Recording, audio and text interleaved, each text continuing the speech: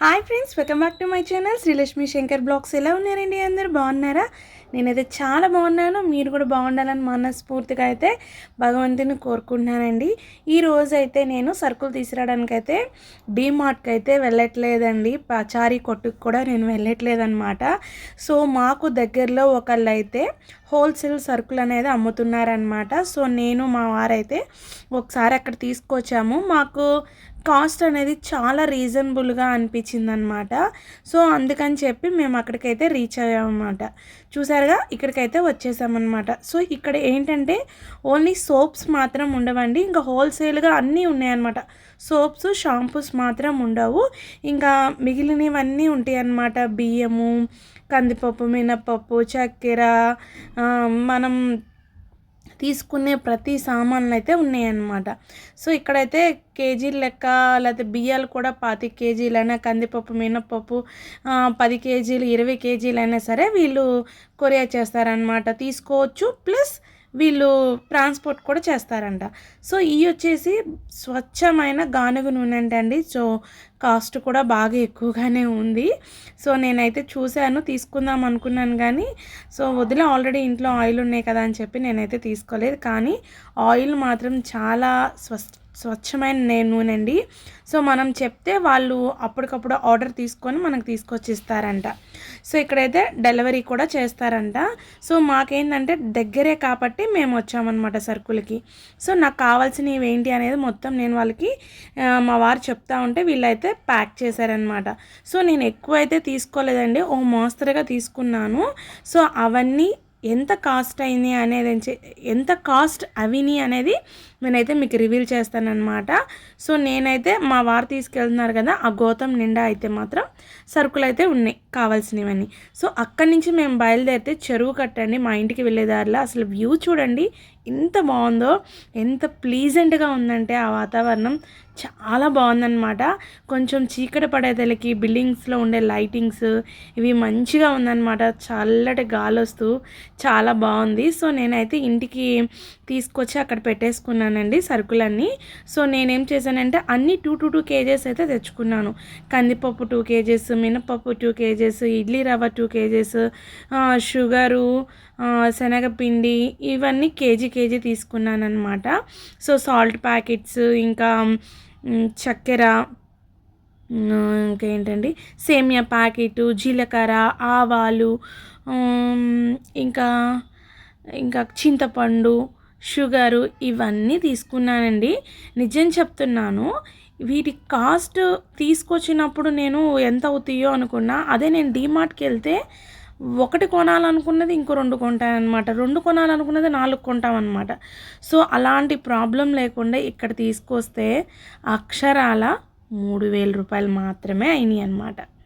So చాలా తక్కువ అయిందని చెప్పుకోవాలి, ఎందుకంటే అన్నీ తీసుకున్నాను. ఇంకా అంతేనా అయ్యింది అనిపిస్తుంది. ఇంకా నేను జీడిపప్పు కేజీ 600 ఉన్నట్టుందండి. సో నేనైతే ఒక 1/2 కేజీ అయితే తీసుకొచ్చుకున్నాను.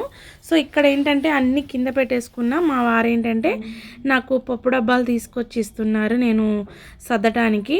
సో పప్పు డబ్బాలు తీసుకురమ్మంటే అక్కడ జీడిపప్పు బాక్స్లో పోసి పెట్టానండి. అవి తినుకుంటూ నాకు డబ్బాలు తెచ్చిస్తున్నారనమాట. ఇలా ఉంటుంది ఈయనతో. సో పప్పు డబ్బాలన్నీ 1 by 1 అయితే తీసుకొచ్చిస్తున్నారు. సో ఈరోజు కొంచెం హెల్ప్ చేశారనమాట, ఇంటి దగ్గరే ఉన్నారుగా. సో పప్పు డబ్బాలు ఇవ్వమంటే నన్ను ఎత్తి మీద పెట్టాడు ఈయన అక్కడ. సో అన్నీ చక్కగా ఇస్తుంటే నేను పోసిస్తున్నానండి. మా వారైతే మంచిగా సర్దుతున్నారు. సో ఒకళ్ళమే చేసుకోవాలంటే కొంచెం కష్టమే, చేసుకోవచ్చు, కాకపోతే ఒకళ్ళ హెల్ప్ ఉంటే ఇంకొంచెం త్వరగా అవుతుందన్నమాట. సో ఇడ్లీ రవ్వ, మినపప్పు, కందిపప్పు ఇవన్నీ డబ్బాల్లో అయితే పోసేసి పక్కన పెట్టుకున్నానండి. ఈ మరమరాల ప్యాకెట్ అయితే తీసుకున్నానండి నేను. యాక్చువల్గా అయితే నేను అసలు తీసుకురాను, మా పిల్లలు ఎప్పుడు అడగలేదు, నేను ఎప్పుడు చెయ్యను కూడా. కాకపోతే మొన్న ఒక నెల క్రితం అయితే పిల్లలు ఇంటి దగ్గర అత్తయ్య వాళ్ళు చేస్తే తిన్నారనమాట. సో 2-3 సార్లు అడిగితే మా వారు బయట నుంచి తెచ్చారు. సో నేను అది షాప్ అమ్మాయిని, ఎంత అమ్మాయి ఇది 5 కేజీస్ ప్యాకెట్ అని అడిగా. కాదండి, హాఫ్ కేజీ ప్యాకెట్ అని చెప్పింది. సో ఇంకా సరేనని చెప్పి ముందైతే ఒకటి తెచ్చా, ఇది సేల్ అయ్యాక చూద్దాంలే అని. సో ఇంక ఇవన్నీ ఇక్కడ పెట్టుకొని ఇంకో పక్కన ఏంటంటే సర్దిని అన్ని కవర్లన్నీ తీసుకొని క్లీన్ చేయాలి కదా అని ఇక్కడ చెప్తున్నాను. సో ఇక్కడ ఏంటంటే ఈ కవర్లన్నీ ఒక దాంట్లో పెట్టేసుకున్నా. ఈ కవర్లు వేస్ట్ ఉంటుంది కదా మనం చెత్త పడేయటానికి, సో రైస్ మిగిలిన కర్రీ మిగిలిన పడేసుకోవడానికి బాగా యూజ్ అవుతాయి, ఎందుకంటే లీక్ అవ్వకుండా ఉంటాయి అన్నమాట. వీటిలో కొన్ని అయితే ఉంచుతానండి, ప్రస్తుతానికైతే మొత్తం దీంట్లో పెట్టేస్తున్నాను. సో పెద్ద పెద్దవి అన్నీ ఏంటంటే నేను బాల్కనీలో డస్ట్బిన్ పక్కనే పెట్టేసుకుంటాను అనమాట. సో ఇవన్నీ చక్కగా సర్దేసుకొని మొత్తం నీట్గా ఊడ్చేసుకున్నాక పిల్లలకి ఏంటంటే బీరకాయ కర్రీ చేశానండి, బీరకాయ పాలు పోసి. స్నాక్స్కి వచ్చేసి డ్రాగన్ ఫ్రూట్ అయితే పెట్టాను. లంచ్తో పాటు కొంచెం చిప్స్ అనేది పెట్టానండి, ఒకవేళ అన్నం సరిపోకపోయినా అవి తింటారు కదా అని చెప్పి. సో డ్రాగన్ ఫ్రూట్ అయితే పెట్టాను అనమాట. లంచ్ బాక్సెస్ పెట్టేశాను ఇక్కడ. సో లంచ్ బాక్సెస్ ఏంటంటే ఒక్కొక్క రోజు సరిపోతుంది అంటున్నారు, ఒక్కొక్క రోజు సరిపోవట్లేదు అన్నారు.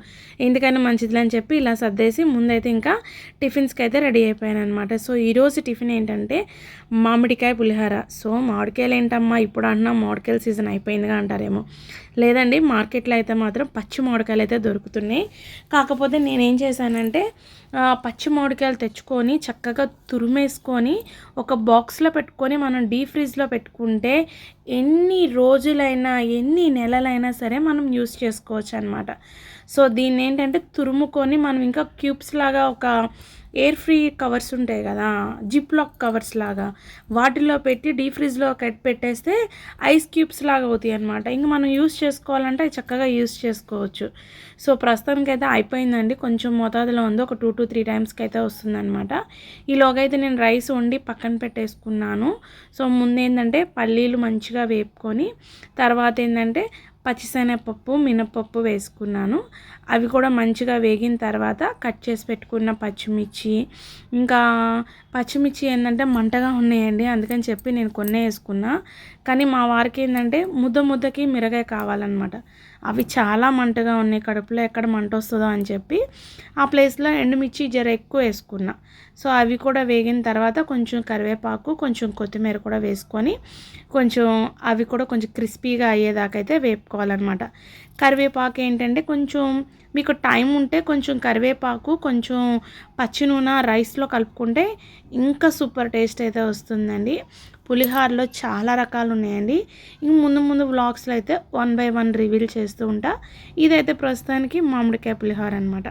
సో కరివేపాకు కొత్తిమీర కూడా మంచిగా ఏగిపోయిందండి. ఏగిపోయిన తర్వాత కొంచెం నేను ఆ రైస్కి సరిపడా పసుపు అయితే వేసుకున్నాను.